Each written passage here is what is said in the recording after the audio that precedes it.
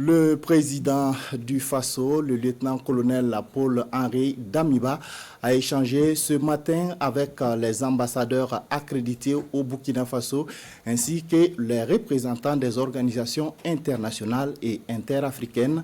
Cette rencontre voulue par le président du Faso a porté sur la conduite de la transition, la perspective étant d'obtenir le soutien et l'accompagnement des partenaires bilatéraux et multilatéraux pour la mise en œuvre réussie de la transition.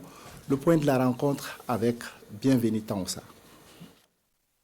À Kosiam ce jeudi, le corps diplomatique accrédité au Burkina Faso et les représentants des organisations internationales et interafricaines autour du chef de l'État.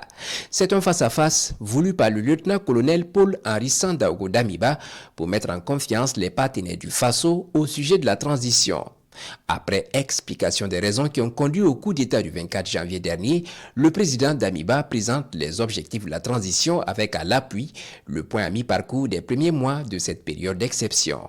Les défis sont nombreux et le chef de l'État veut obtenir de ses partenaires bilatéraux et multilatéraux soutien et accompagnement pour une mise en œuvre réussie du processus.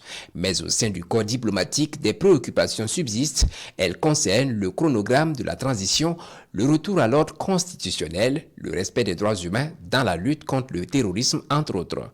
Et le lieutenant-colonel Paul-Henri Sandaogo Damiba de rassurer que le Burkina Faso entend bien retourner à un ordre constitutionnel normal, et cela une fois que les conditions sécuritaires seront réunies, notamment pour l'organisation de scrutins électoraux.